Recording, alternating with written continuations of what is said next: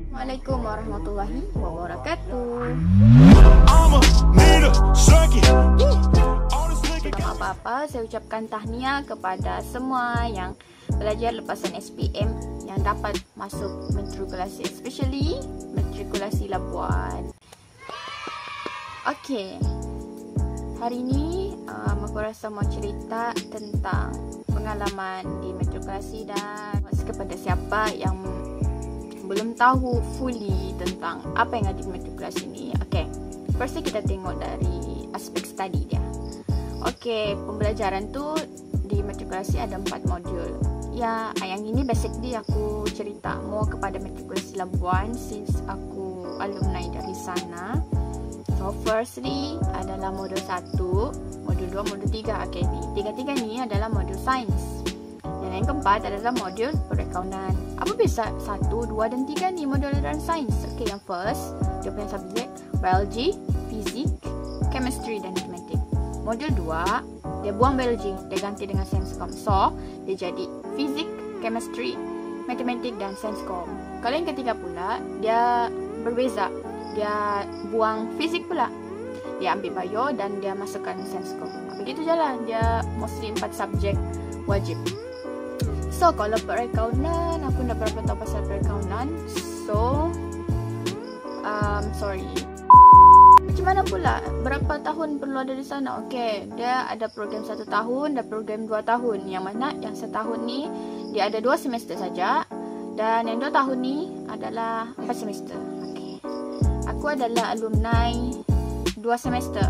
So, 1 tahun je lah. So, aku tak berapa tahu tentang pengalaman 2 tahun. Okay, next. Next, kita move kepada kelas dia. Kelas dia macam mana ni? Sebenarnya perlu stay di satu kelas kah atau macam mana? Okay, diorang provide, basically diorang provide dewan kuliah, bilik tutorial dan makmal. Yang mana kelas ni kita sendiri bergerak. Kita kalau macam contoh awal pagi tu kita ada kelas di dewan kuliah, so kita pergi dewan kuliah. Dan lepas tu next kelas adalah kelas tutorial, so kita pergi bilik tutorial. Macam tu je. Jadi 3 tempat. So dia ada 3 kelas juga.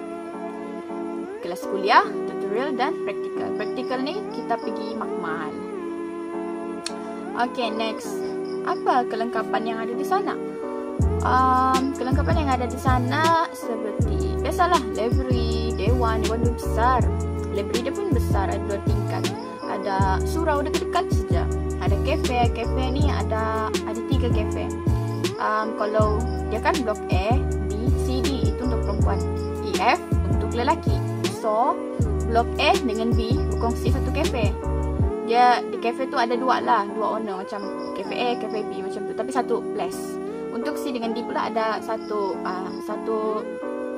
kafe. Lepas tu dalam dia ada kafe C, kafe D. Sama juga macam E, F. So dia basically ada 3 kafe. Lepas tu dia ada padang. Padang dia besar macam kompleks. So dia punya track tu, track yang warna merah tua tu, yang macam kompleks lah basically. Lepas tu adalah gelanggang tenis, gelanggang basketball, macam-macam lagi. Then yang bestnya di cafe Abby selalu di situ ada air free kalau kita mau isi air. Actually ada juga vending machine di setiap blok. Di bawah blok tu ada vending machine. Tapi kalau kamu free, kamu pergi di cafe Abby. Okay, situ kamu boleh isi air sejuk atau panas. For free, okay. Oh ya, lupa. Pasal vending machine tu ada juga vending machine yang jual air-air segera tu, macam yang guna cawan plastik. Kamu kasih duit flavor apa kamu mau, jadi dia keluar di situ. RM1 lah harganya macam tu. Itu banyak tempat ada. Ada dekat dewan kuliah, dekat bilik tutorial, banyak tempat ada. So don't worry, okay, mana tahu kamu minat minuman panas ni, minum kopi, tea, Milo, ada tu. Okay, study di sana macam mana? Dari Isnin sampai Jumaat kah atau setiap hari kah? Okay, dia study ni dia daripada Isnin hingga Jumaat. Memanglah kan standard macam student biasa, sebab dia matriculation ni hampir sama dengan Prayu juga. So Dia start pukul 7.30 dan paling lewat 4.30. Kalau kamu bernasib baik kelas cancel, kamu boleh balik awal lah. Tapi get asrama tu diorang akan buka pada pukul 12.30 kalau tidak silap, 12.30 atau jam 12 kalau yang paling awal lah. Itu untuk Isnin hingga Kamis. Kalau Jumaat pula dia special, dia buka 11.30 sebab ialah kan student lelaki yang mau pergi solat Jumaat macam tu. So Jumaat tu pun dia habis kelas pukul 11.30 basically. Outing ni bila boleh outing? Okay, outing ni dibolehkan pada hari Sabtu dan juga Ahad. Dan limit waktu outing ni kamu hanya boleh keluar sampai pukul 6 petang. Kalau kamu lebih, kamu akan demerit. Maknanya kamu macam kena block lah kamu punya nama tu supaya tak boleh keluar lagi next week macam tu. So, kepada sesiapa yang tidak mau keluar tu jangan risau. Jangan risau kepada sesiapa yang tidak mau keluar beli barang tu, ada disediakan koperasi juga. So, okay lah, kamu boleh beli barang keperluan kamu tu di koperasi. Sebab sana ada jual makanan segera, ada jual segala alat mandian dan macam-macam lagi. So jangan risau. Next kepada makanan. Makanan sana mahal kah? Kafe sana mahal kah? Macam mana kalau orang yang jenis jimat duit ni? Okay, basically kalau aku beli sayur, nasi dengan lauk akan dapat RM5 ke RM6 macam tu lah. Depends dengan berapa banyak amount lauk yang kamu ambil. Tapi selalu aku dapat RM5 hingga RM6 lah. So, macam mana life hack supaya kamu boleh jimat duit kamu? Supaya dalam satu hari tu kamu tak makan sampai RM10 pun. Cadangkan kamu bawa bekal sendiri.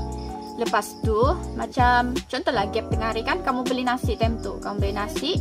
Lepas kamu beli nasi, kamu beli banyak-banyak. Sebab harga nasi tu RM1 je diorang charge. Macam mana banyak pun. Tapi depends lah, kalau nampak sangat banyak betul, diorang charge juga tu lebih. So, tapi setakat ni yang aku pernah beli macam satu kontainer tu kan, aku isi lah yang macam untuk aku makan tengah hari dan malam.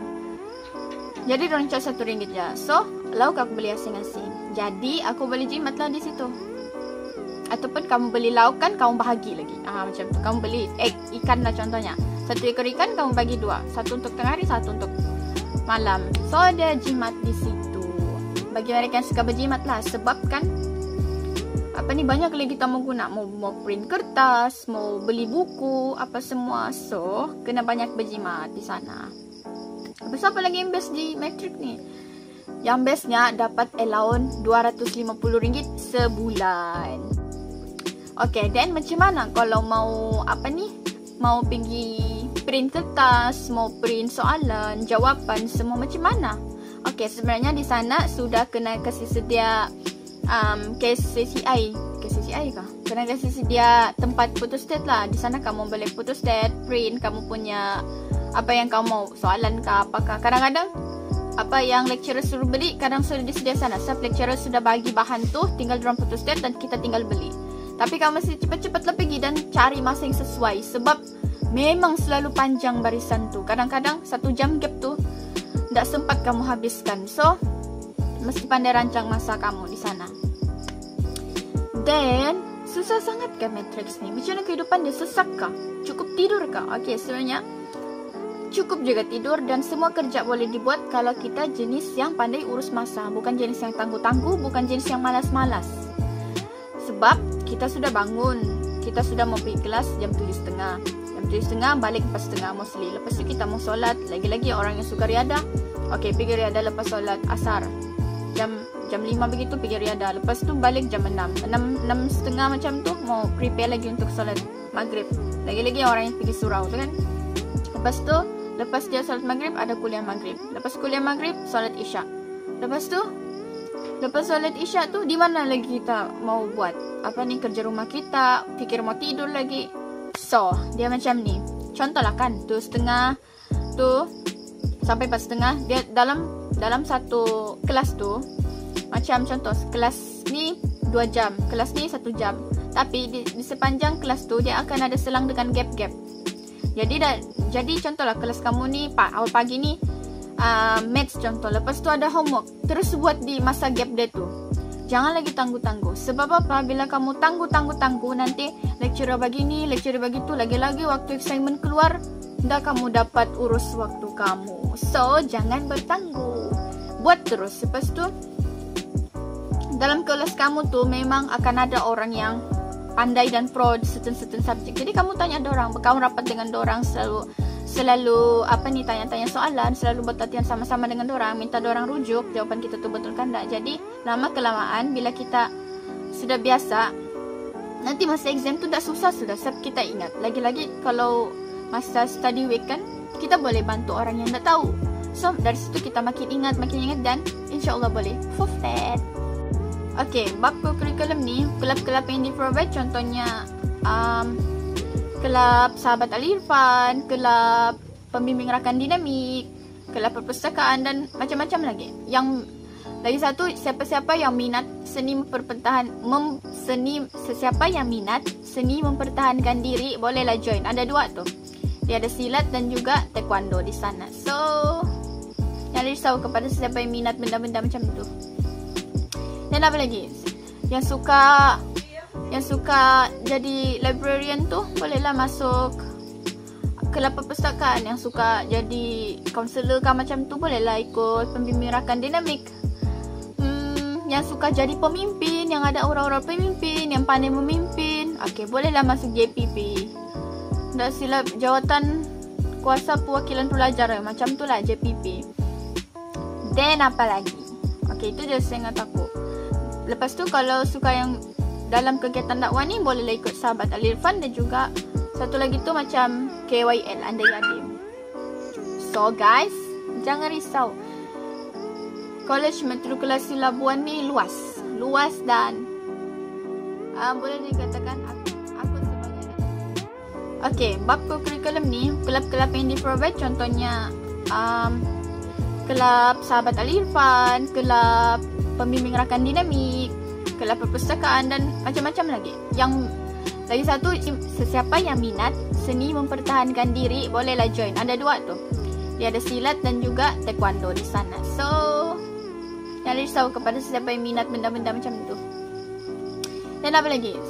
Yang suka jadi librarian tu, bolehlah masuk kelab perpustakaan. Yang suka jadi kaunselor kah macam tu, bolehlah ikut Pembimbing Rakan Dinamik. Yang suka jadi pemimpin, yang ada aura-aura pemimpin, yang pandai memimpin, okey, bolehlah masuk JPP.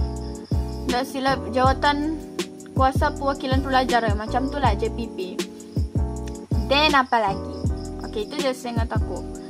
Lepas tu kalau suka yang dalam kegiatan dakwah ni, bolehlah ikut Sahabat Al-Irfan dan juga satu lagi tu macam KYL. Oh ya, lupa lagi. Oh, okey. Macam contohlah kamu habis duit kan, lepas tu kamu habis duit tu masa Isnin hingga Jumaat. Kamu dah sempat pun mau pergi kasih keluar duit Sabtu Ahad. Macam tu, dorang akan sediakan satu mesin ATM, so kamu boleh kasih keluar duit sana. Tapi kamu mesti pandai cari waktu yang sesuai sebab selalu penuh. Kalau kamu rajin, kamu pergilah lepas subuh. InsyaAllah tiada orang itu. So, kamu mesti pandai urus masa kamu. Kesimpulannya, matrik ni dah juga susah manapun.